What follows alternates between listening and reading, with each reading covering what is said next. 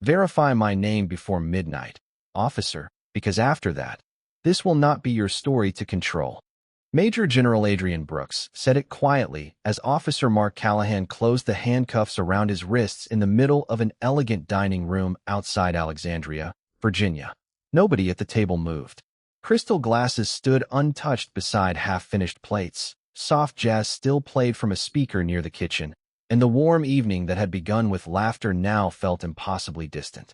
Adrian, a 54-year-old black man dressed in a dark civilian suit, stood straight beside his chair while Callahan, a 43-year-old white patrol officer, looked almost amused by the warning.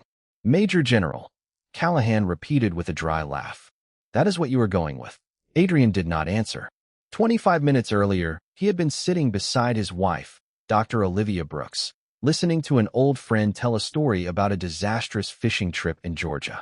The dinner was small, 12 guests at most, several of them retired military officers and government professionals who had known Adrian for years. Outside, 3 dark government vehicles were parked along the curb because 2 guests had arrived directly from official meetings. To anyone inside the house, there was nothing suspicious about it. To a neighbor watching from across the street, perhaps it looked unusual enough to call the police. Callahan arrived with his younger partner, Officer Luke Harris, expecting to investigate a report of unfamiliar government vehicles and possible impersonation of officials. Adrian opened the door himself. He was courteous from the beginning. He explained that the gathering was private, that several guests worked in government service, and that nobody required police assistance. Callahan asked for identification anyway. Adrian provided his driver's license. Then Callahan noticed a military challenge coin resting beside a folded napkin and asked whether Adrian served. United States Army, Adrian replied. Major General. The change in Callahan's expression was immediate. He looked Adrian over from his polished shoes to his calm face as though rank had to match an image already fixed in his mind. You are telling me you are a 2-star general? Yes. Adrian removed his military identification and handed it over. Callahan studied it, then smiled. This is supposed to convince me? A few guests exchanged glances. Harris stepped closer and examined the card. Mark, we can verify this through the duty desk. Callahan ignored him. People buy impressive-looking identification online every day. Olivia rose from her chair. Officer, my husband has answered every question you asked. Callahan glanced at her, then back at Adrian. Ma'am, let me do my job. Adrian's expression remained composed, but something changed behind his eyes. It was not fear. It was recognition. He had spent decades inside institutions where procedure existed precisely to prevent assumption from becoming authority. Call the military liaison, he said. Callahan gave another short laugh. Everybody in this room seems to have a title. At the far end of the table, retired Colonel Samuel Price quietly reached for his phone. Harris noticed. Callahan did not. Turn around, Callahan told Adrian. The room went silent. Adrian complied. No argument. No sudden movement. Just dignity under scrutiny. As the handcuffs clicked into place, several guests stared in disbelief. Callahan seemed satisfied, as if cooperation had confirmed suspicion instead of disproving it. Adrian looked toward Harris. Keep your body camera running. Harris swallowed. Yes, sir. Callahan frowned. Do not call him sir. Adrian finally turned his head slightly. You have my identification. You have witnesses. You have a verification process. What you do next belongs entirely to you. Behind him, Colonel Price stepped quietly into the hallway and connected to an Army duty officer he had known for 15 years. Callahan never saw the call begin. He only heard Adrian speak once more as he was escorted toward the front door. You still have time to check. Outside, the first drops of rain touched the parked government vehicles. Inside, Colonel Price lowered his voice into the phone. I need you to verify Major General Adrian Brooks immediately. There was a pause. Then the colonel's expression changed. Understood. He looked toward the window as the patrol car pulled away. Then somebody needs to call that station before they make this worse. The patrol car moved through the rain-slick streets toward the precinct while Adrian Brooks sat quietly in the back seat, his posture straight and his expression controlled. Officer Luke Harris drove with both hands on the wheel, glancing occasionally at the rearview mirror. Mark Callahan sat beside him, still carrying Adrian's military identification card. You know, Callahan said, turning the card over between his fingers. Most people who pretend to be somebody important usually talk too much. Adrian looked out the window. Most people who are important do not need to. Harris shifted slightly. The answer landed harder than Callahan expected. Mark, Harris said, we should run the identification before we get there. Callahan looked at him. We already have enough to document the detention. That is not what I said. Rain tapped against the windshield as traffic slowed near an intersection. Harris continued. He asked us to verify it. Colonel Price asked us to verify it. The card looks legitimate. We should call. Callahan sighed. Luke, you have been on patrol 3 years. I have been doing this 15. People lie when they think a title will scare you. Adrian finally turned from the window. Officer Callahan, what exactly have I lied about? Callahan faced forward. We will figure that out at the station. That is not an answer. Silence filled the vehicle. Adrian did not press. He had learned long ago that repeating the truth to someone committed to disbelief rarely made it stronger. Evidence would do more than argument ever could. Across town, Colonel Samuel Price was already speaking with an Army duty officer who recognized Adrian's service number immediately. The call moved from the duty desk to a military liaison, then to an officer responsible for coordinating with local law enforcement. What had begun as an awkward misunderstanding at a private dinner was becoming an official verification issue. Adrian knew none of that yet, but he knew the system well enough to understand what would happen once the right person answered the right phone. At the precinct, Captain Robert Mitchell was finishing paperwork when the desk officer received a call asking whether the department had detained Major General Adrian Brooks. The desk officer looked confused. Major who? Mitchell heard the question from across the room and stood. The caller identified herself as Colonel Jennifer Hayes, military liaison. I need confirmation of his status and the names of the officers involved, she said. Mitchell walked closer. What is this regarding? General Brooks is an active-duty 2-star officer. We were informed local police removed him from a private residence after declining immediate verification. Mitchell's expression changed. You are saying he is confirmed? I am saying his identity is not in question. At that exact moment, the patrol car entered the precinct parking lot. Harris noticed 2 unfamiliar government vehicles already parked near the visitor entrance. Were those here earlier? He asked. Callahan glanced over. Probably nothing. Adrian looked through the window and recognized one of the license plates as belonging to a regional military liaison office. He said nothing. The car stopped. Callahan opened the rear door and motioned for Adrian to step out. Let us get this sorted. Adrian stood carefully and looked toward the station entrance. Captain Mitchell was already walking outside, followed by the desk officer holding a phone against his shoulder. Mitchell stopped several feet from the group and looked directly at Callahan. Did you verify his credentials? Callahan answered. We were about to. Harris closed his eyes for half a second. Mitchell's jaw tightened. That was supposed to happen before you brought him here. Callahan lifted the identification card. Captain, there were inconsistencies. Adrian spoke before Mitchell could respond. Ask him to name one. Callahan looked at Adrian, then at Mitchell. Nothing came. The station doors opened again. A woman in a dark military service uniform stepped outside carrying a folder. Colonel Jennifer Hayes approached with 2 civilian legal officers behind her. She looked at Adrian first, then at the handcuffs, then at Callahan. General Brooks, she said, your identity has been confirmed through command. Harris lowered his gaze. Callahan remained still. Hayes turned toward Mitchell. Captain, before anyone explains this away as confusion, all body camera footage, dispatch traffic, and verification records connected to tonight need to be preserved. Adrian finally looked at Callahan. The officer had laughed at titles less than 30 minutes earlier. Now the first people arriving to verify the truth were standing at his own station door, and midnight was still hours away. Colonel Jennifer Hayes did not raise her voice. She did not need to. The folder in her hand carried more weight than any argument could have. Captain Robert Mitchell looked from the military liaison to Adrian Brooks, then to Mark Callahan, whose earlier certainty was beginning to fracture under the pressure of facts. Remove the handcuffs, Mitchell said. Callahan hesitated just long enough for Harris to notice. Then he stepped behind Adrian and unlocked them. Adrian lowered his hands slowly and rolled his wrists once, not in anger, only to restore comfort. Hayes moved closer. General, are you all right? Adrian nodded. I am. His tone remained even. but the room could feel what the answer did not say. Mitchell motioned everyone inside. The station lobby was brighter than the street outside, all fluorescent light, glass partitions, and polished floors.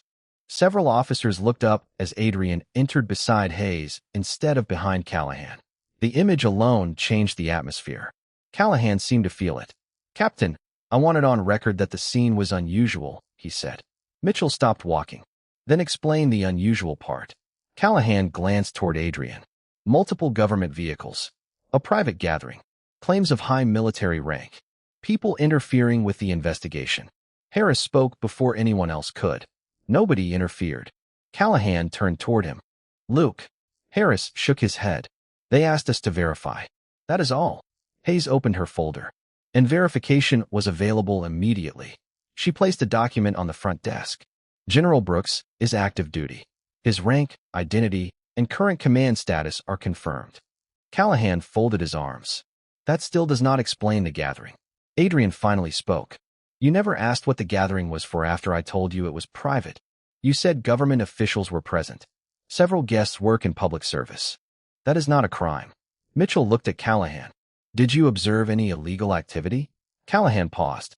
"No direct illegal activity." "Did anyone refuse identification?" "No." "Did anyone threaten you?" "No." "Did General Brooks attempt to leave?" "No." The questions stripped the encounter down to its simplest shape. Each answer removed another justification. Adrian stood quietly beside the desk, listening as the story became smaller and clearer. He had not needed a speech at the house. He had needed Callahan to follow procedure. That was the part the officer still seemed unwilling to understand. Hayes turned to Harris. "Did you suggest verification before transport?" Harris nodded. "Yes, ma'am. More than once." "Yes." Callahan exhaled sharply. "This is turning into something it was not." Adrian looked at him. "What was it?" Callahan did not answer. Mitchell stepped toward the body camera docking station. "All footage from both officers gets uploaded now. Dispatch audio too," Hayes added, "and preserve the initial complaint call." That made Callahan look up. "Why the complaint call?" Hayes studied him. "Because we need to know what information you actually had before you formed your conclusions." Adrian noticed the reaction. So did Mitchell. The captain's expression changed. "Mark, what exactly did dispatch tell you?" Callahan looked toward Harris. Harris answered quietly. "Unfamiliar vehicles. Possible suspicious activity. No report of weapons, threats, forced entry, or impersonation." The lobby fell silent. Callahan's version of the night had just lost another piece of support. Mitchell rubbed a hand across his jaw. "Then where did the impersonation concern come from?" Callahan said nothing. Hayes closed the folder. "That is a question Internal Affairs can ask." Adrian looked toward the clock above the front desk. It was 9:18 p.m. Less than an hour had passed since dinner. Yet the station already felt like a different place. Outside, another dark government vehicle pulled into the lot. Then another. Harris walked toward the window and counted quietly. "Captain, there are 4 official vehicles out there now." Mitchell looked through the glass. One belonged to Army Legal Services. Another carried a Regional Command liaison plate. A third was from the City Internal Affairs Division. The fourth had just arrived from the County Oversight Office. Callahan stared at them, and for the first time that night, there was no trace of amusement in his face. Adrian followed his gaze. "I told you to verify my name," he said softly. "Not because I wanted people to come for you. Because I knew the truth would bring its own witnesses." By 9:45, the precinct parking lot had become a quiet map of consequences.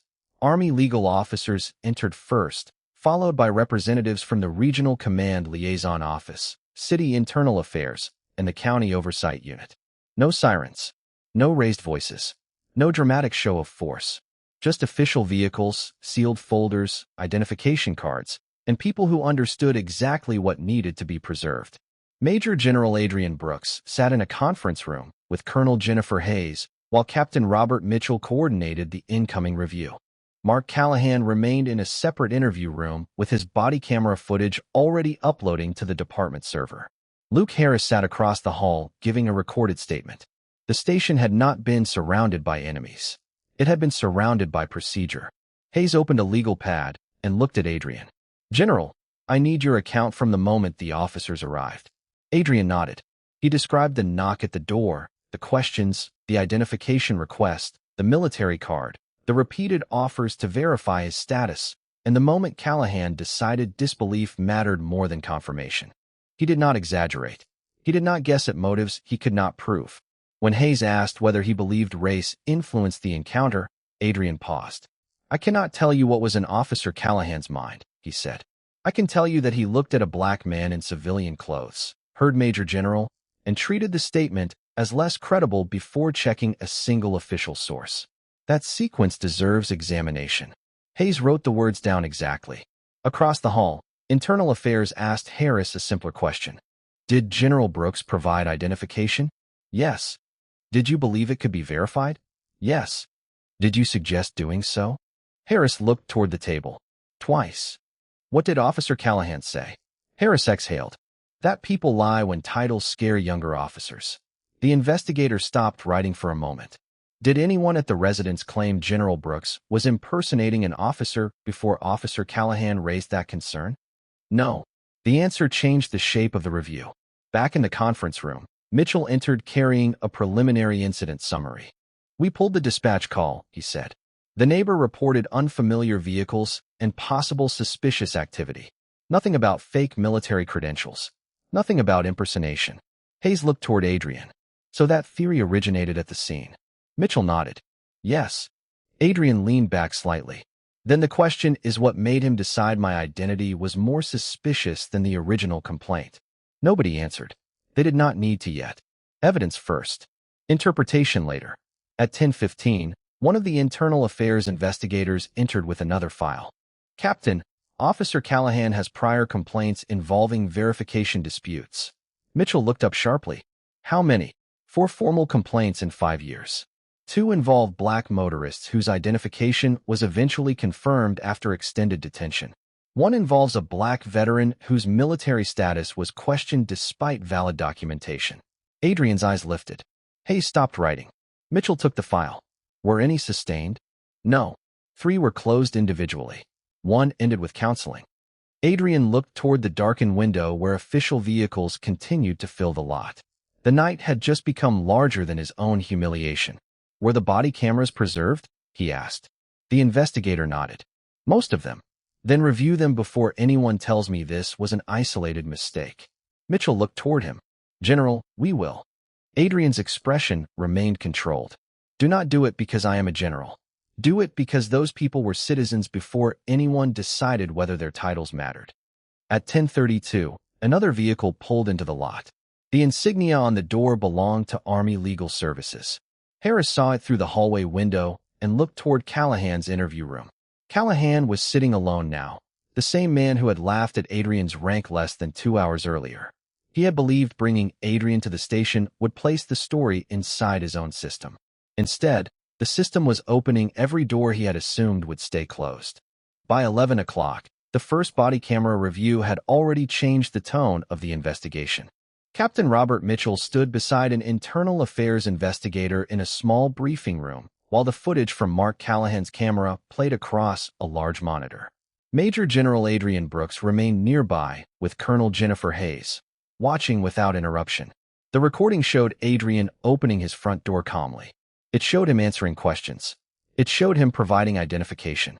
Then it showed the moment Callahan's tone changed after Adrian identified himself as a major general. "Pause there," the investigator said. The image froze on Callahan holding the military identification card. What information had he received at this point suggesting impersonation? Mitchell looked through the dispatch transcript. None. The footage resumed. Adrian could hear his own voice asking Callahan to contact the military liaison. Then Harris made the same suggestion. Callahan dismissed both. A few minutes later, Adrian was placed in handcuffs. No sudden escalation. No new evidence. Just a decision. Hayes looked toward Mitchell. "That sequence matters." Mitchell nodded. "It does." The investigator switched to Harris's body camera. From that angle, the encounter looked even clearer. Harris repeatedly glanced toward Callahan after examining Adrian's identification. At one point, he quietly said, "This looks legitimate." Callahan responded that convincing fakes existed. Adrian watched the scene without visible anger, but the humiliation returned in a different form now. At dinner, he had been surrounded by people who knew exactly who he was. Callahan had still treated his identity as something improbable enough to dismiss. The investigator opened the first prior complaint. A Black Army veteran named Raymond Ellis had been stopped 2 years earlier after a minor traffic issue. He had presented a military retiree identification card while explaining why his vehicle registration reflected an address near a military installation. Callahan's report described the card as questionable. The body camera showed Harris was not present that day. Another officer had suggested calling the installation desk. Callahan delayed verification for nearly half an hour. Mitchell read the file twice. Why was this closed? The investigator answered. The identification was eventually confirmed, and the stop was categorized as officer caution. Hayes looked toward Adrian. Neither spoke. The second complaint involved a Black woman who worked as a federal contractor. Her credentials were valid, but Callahan had written that her answers created inconsistencies. The recording showed no obvious inconsistency, only repeated questions and increasing frustration. Adrian finally leaned forward. How many times does caution have to point in the same direction before someone calls it a pattern? Mitchell did not defend the department. That is what we have to determine. At 11:27, another investigator entered carrying a digital audit report. There is something else. He placed the document on the table. One of Callahan's older incident reports had been edited after the corresponding body camera footage was uploaded. The revised version described the citizen as evasive and resistant to verification. The video did not clearly support either description. Mitchell's expression hardened. Who made the revision? Callahan's account credentials. The room became very quiet. Adrian looked toward the clock. 33 minutes until midnight. The station parking lot was now nearly full with official vehicles from military liaison offices, Army Legal Services, Internal Affairs, and County Oversight. From outside, it might have looked like a show of force. Inside, there were no threats, no confrontation, only files opening one after another. Mitchell turned toward Hayes. If this report was knowingly changed after the footage existed, we have a much bigger problem. Adrian spoke softly. You already did. Mitchell looked at him. Adrian continued. The bigger problem was never whether he recognized my rank. It was whether the system kept accepting his certainty after the evidence told a different story. At 11:38, Mark Callahan was brought back into the interview room and shown the audit trail from the older incident report. He stared at the timestamps longer than anyone expected. Captain Robert Mitchell sat across from him with an internal affairs investigator while Luke Harris waited in another room. Major General Adrian Brooks and Colonel Jennifer Hayes observed from behind the glass, separated from the questioning. The investigator placed 2 printed versions of the same report on the table.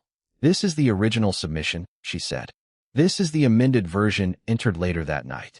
Callahan looked from one page to the other. I corrected details after reviewing the incident. What details? The driver's behavior. The body camera was already uploaded before you made the changes. Callahan leaned back. Then I probably saw something I had forgotten. The investigator did not argue. She simply opened the footage again. The citizen on screen answered questions, provided identification, and remained in place while Callahan repeated several requests. There was frustration in the man's voice, but no refusal. No attempt to leave. No conduct matching the stronger language added later. Mitchell's face hardened. Mark, where is the resistance you wrote about? Callahan watched the screen. The camera does not capture everything. Then tell us what happened outside the recording. Callahan hesitated. It was 2 years ago. The answer stayed in the room. Adrian looked at Hayes. Neither needed to say what everyone understood. Memory could explain uncertainty. It could not easily explain precise language added after the evidence already existed. At 11:46, the county oversight representative requested preservation of all amended reports connected to Callahan during the previous 5 years. Mitchell approved it immediately. Another internal affairs officer began comparing timestamps. Harris was brought in separately and asked whether Callahan had ever discussed how to phrase reports after difficult encounters. Harris rubbed his hands together and looked toward the floor. He used to say that reports needed to make the reason for the stop clear. The investigator asked, clear or defensible? Harris paused. Sometimes he said defensible. Adrian heard that through the monitoring system and closed his eyes briefly. That one word carried more weight than anger ever could. Hayes turned toward him. You were right to ask for the footage. Adrian shook his head. The footage was always there. Someone just had to decide it mattered. At 11:52, Mitchell received another call. The city attorney had reviewed the preliminary findings and advised immediate administrative suspension while the report alterations were examined. Mitchell ended the call and returned to Callahan's room. Effective now, you are suspended from duty pending investigation. Your access to department systems is revoked until further notice. Callahan looked stunned. Over one disputed report. Mitchell placed the stack of files on the table. It is not one report anymore. Callahan looked toward the observation glass, although he could not see clearly through it.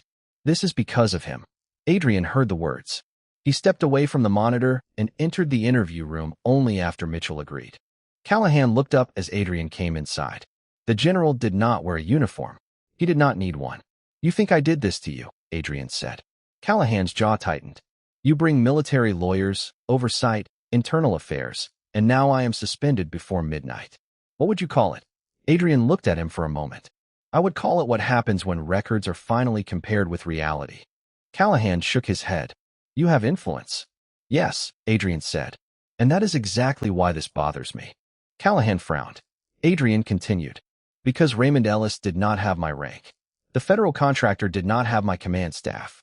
The other people in those files did not have a room full of officials arrive when somebody doubted them. They only had the truth. Callahan said nothing.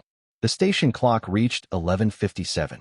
Outside, the parking lot was lined with official vehicles, their windshields reflecting the wet pavement under white security lights. Inside, no one celebrated.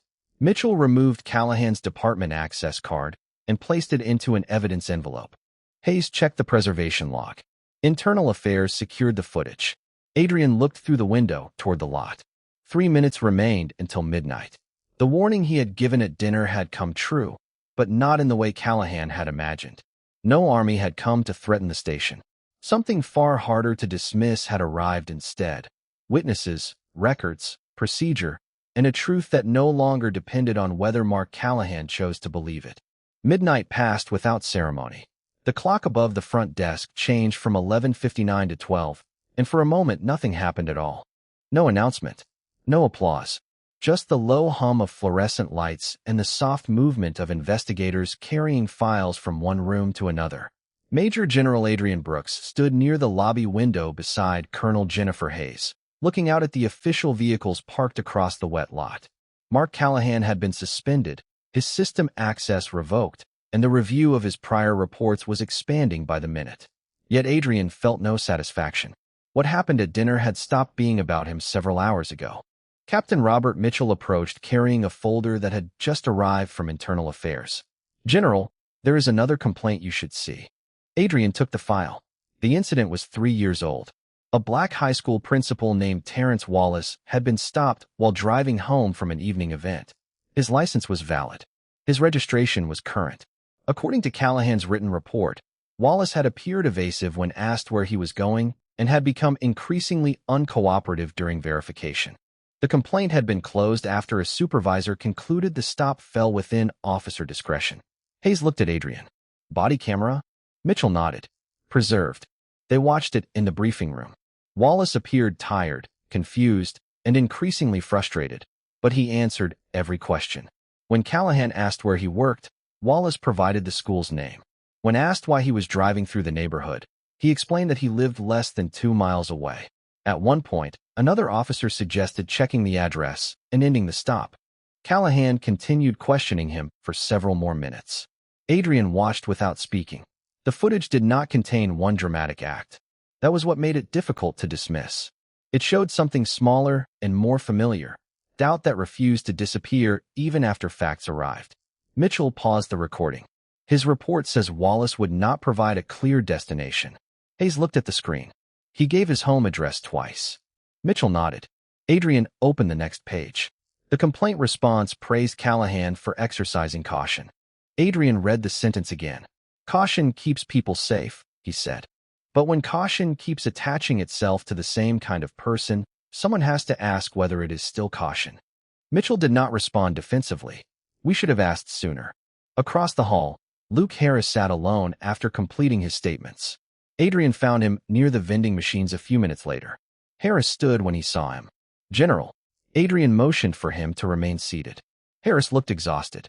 I should have stopped it at the house. Adrian leaned against the wall. You told him to verify. I told him. Then I followed him. Harris looked toward the floor.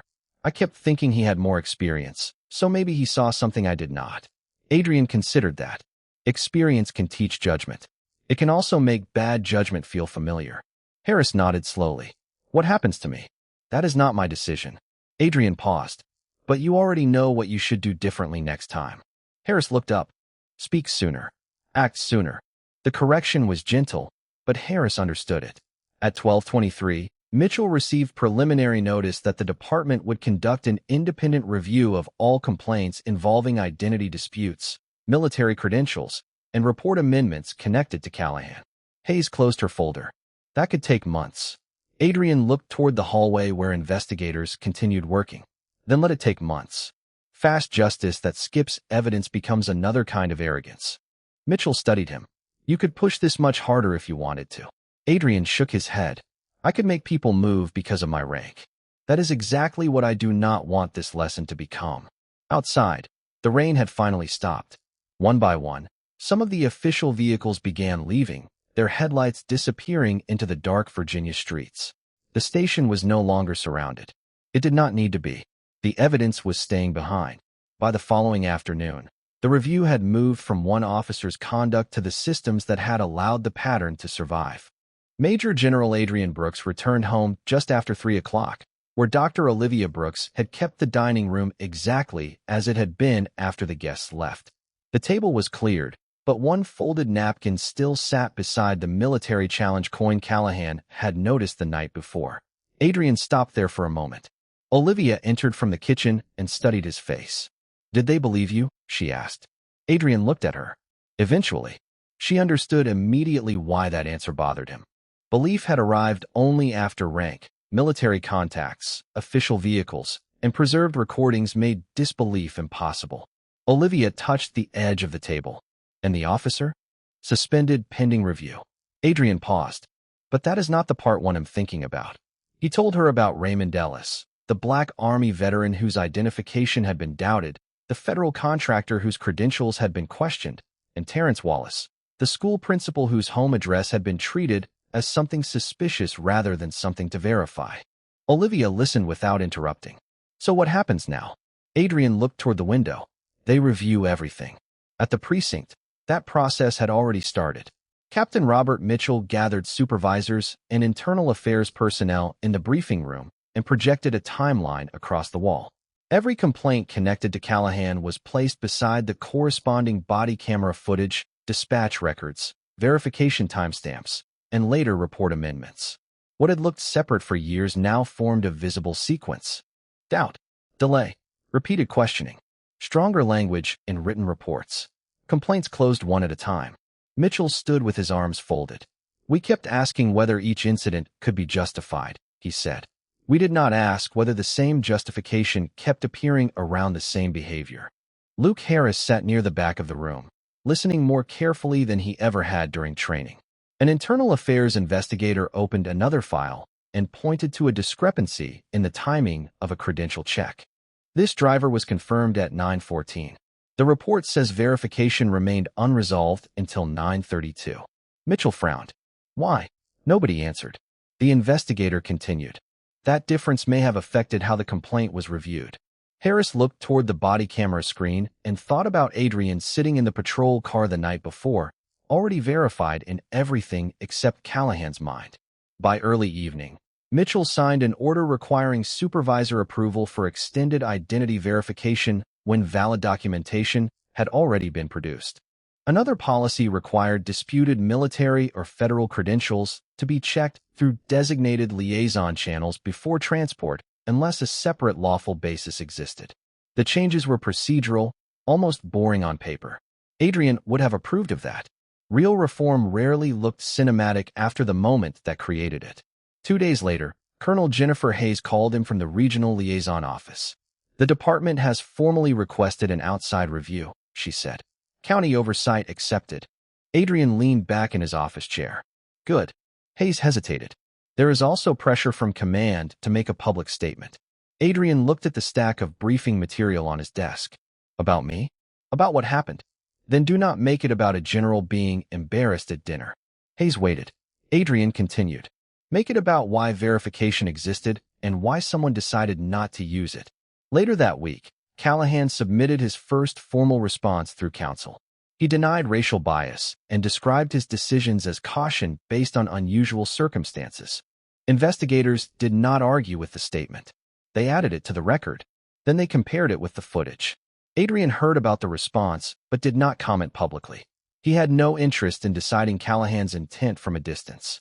Intent could be debated. Patterns could be measured. At the end of the week, Harris handled a routine call involving a black man whose military identification initially failed to return through a local system. The old instinct would have been to treat the failed check as suspicion. Harris did something simpler. He contacted the designated liaison number, waited for confirmation, returned the identification, and ended the encounter without escalation. The entire exchange lasted 7 minutes. When Mitchell reviewed the footage later, he sent Harris one sentence. This is what the policy was supposed to look like. Harris read it twice.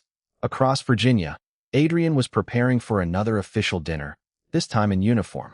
He adjusted the 2 stars on his shoulder, then stopped and looked at his reflection. The stars had opened every door after the truth became inconvenient. What he wanted now was a system where the next man did not need stars at all. 6 months later, the independent review reached its conclusion quietly. Without the spectacle that had surrounded the night, everything began. Mark Callahan remained off patrol after investigators sustained multiple findings involving improper verification practices, inaccurate reporting, and conduct inconsistent with department policy. Some allegations remained disputed through formal channels, but the pattern was no longer hidden inside separate complaints. Captain Robert Mitchell implemented permanent reforms requiring documented verification steps, supervisor review for prolonged identity disputes, and automatic comparison of written reports with available body camera footage when complaints involved alleged noncompliance. Luke Harris became one of the first officers assigned to teach the updated procedure to new patrol recruits, not because he had handled Adrian Brooks perfectly, but because he understood what hesitation had cost. During one training session, a recruit asked what he should do when a senior officer seemed completely certain. Harris answered, "Check the facts anyway." Across town, Adrian returned to the same dining room where he had once stood in handcuffs before friends and family. Dr. Olivia Brooks had invited several of the original guests back for dinner, including retired Colonel Samuel Price. The atmosphere was lighter this time. There were no government vehicles clustered outside, no anxious glances toward the front door, only conversation, food, and the ordinary comfort of people who no longer had to wonder how that night would end. Adrian wore civilian clothes again. His military challenge coin rested in a small wooden box instead of beside his plate. Samuel noticed it and smiled. "You finally put that thing away." Adrian looked at him. It caused enough trouble on the table. Olivia shook her head. The coin did not cause anything. Adrian smiled faintly. She was right. Objects had not created the problem. Titles had not created it either. The problem began when one man decided disbelief deserved more authority than verification. Later that evening, Adrian received a message from Colonel Jennifer Hayes confirming that the outside review had officially closed. The final recommendation required the department to report progress on its reforms for another year. Adrian read the message, then set his phone aside. Samuel asked, "Feel finished now?" Adrian considered the question. Finished with the case, maybe. He looked around the room. Not with the lesson. Weeks later, Harris stopped another driver near the edge of Alexandria after a license plate return failed to display correctly. The driver was a black veteran in his 60s who calmly explained that the vehicle had recently been transferred between family members. Harris requested identification, checked the information through the proper channels, and waited. The verification took several minutes. Nothing about the situation was dramatic. When confirmation came through, Harris handed everything back. "Thank you for your patience, sir. You are all set." The veteran nodded. "Appreciate you checking instead of guessing." Harris stood beside the patrol car for a moment after the man drove away. That sentence stayed with him. Months earlier, he had watched someone guess first and verify later. Now the order had changed. So had the outcome. When Mitchell reviewed the routine footage during a monthly audit, He paused at the end and wrote no disciplinary note, no corrective recommendation, only a short comment for the training file. Procedure followed. Verification completed. No unnecessary escalation. Adrian never saw the recording. He did not need to. The success of the reforms was supposed to happen far away from him, with people whose names would never reach military command and whose ordinary encounters would never attract official vehicles to a station parking lot. That was the point. One quiet evening, Adrian stood outside his home beneath the Virginia sky while porch lights came on across the neighborhood. He thought about the warning he had given Callahan before midnight and how easily it could have become a story about rank, influence, and humiliation reversed. But the truth had become something better. The most important thing that surrounded the station that night had never been military authority. It was accountability. And the most important thing Adrian carried had never been 2 stars on his shoulders. It was the belief that dignity should arrive before anyone asks what title a person has earned.